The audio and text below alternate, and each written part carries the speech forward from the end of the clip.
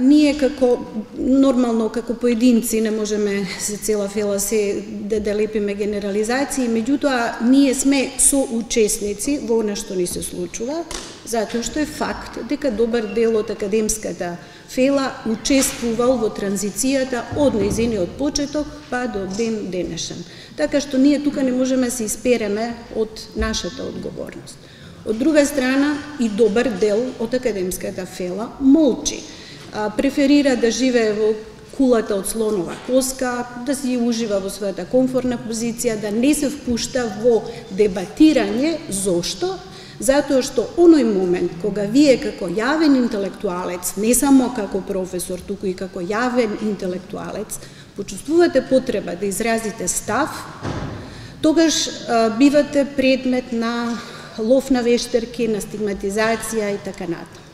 Оваа трибина јас така ја разбирам. Фактички, одговорот или потребата на неколку стотини луѓе, стана илјадници патем, да кажат нешто, во момент кога политичките елити, поддржани дури и со универзитетски професори, порачаа, вие е подобро да молчите.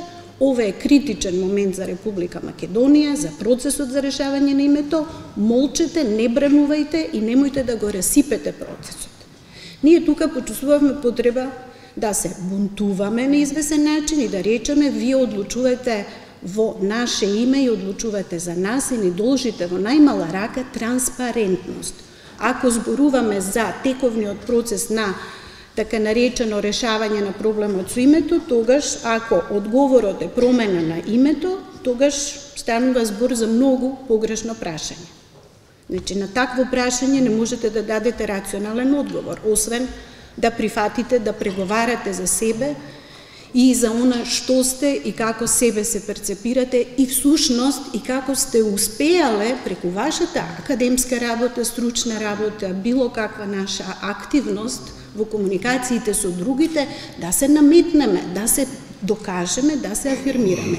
Ние сме веќе афирмирани, ние сме веќе потврдени, ние веќе објавуваме, ако сакате, и статии со импакт фактор, меѓутоа, за жал, ние немаме фактор на влијание во сопствената држава. И дури ако и направиме одредено влијание и разбрануваме, не третираат како непријатели, државни непријатели или назадни антизападни елементи и слични. Јас мислам дека во вакви времења не можеме да молчиме. Точно е дека Грција може би има проблем со нас, па не знам, Европската Унија, па НАТО. Меѓутоа, јас мислам дека ние имаме проблем сами со себе. И ако од тука не почнеме, и во однос на она што се викаат реформи, демократија и европеизација и што сакате, мораме да почнеме од самите со себе.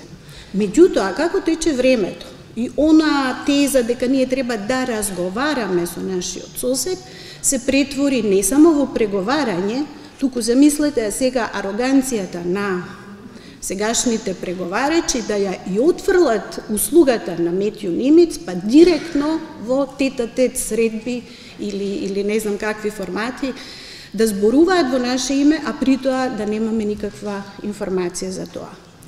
Во целиот овој период зборуваме дека Република Македонија се менува, се европеизира, се приближува кон стандардите на НАТО, на Европската Унија и така натаму. Ние како тече времето и како треба да се приближуваме до НАТО и до ЕУ, стануваме се по-инфантилни, се по-слаби како држава и се помалку всушност одговараме на она што треба да биде лика и прилика на европска држава или барем онака како што тие го представуваат идеалот.